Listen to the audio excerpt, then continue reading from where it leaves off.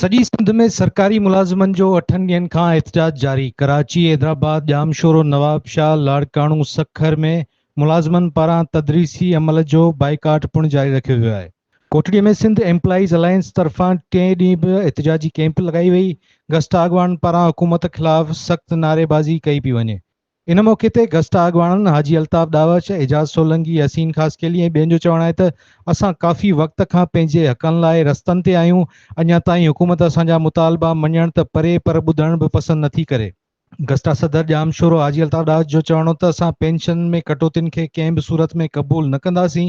उन खां अलावा असांखे ॿियनि सूबनि वांगुरु DRA अलाउंस ॾिनो वञे ऐं ॿिया मुतालबा पिणु मञिया वञनि। हिन चयो त ॿी सूरत में बिलावल हाउस जो रुख कंदासीं ऐं मरण घड़ीअ ताईं सिंध जा लखे मुलाज़िम बिलावल हाउस ते पंहिंजो एहतजाज रिकॉर्ड कराईंदा रहंदा।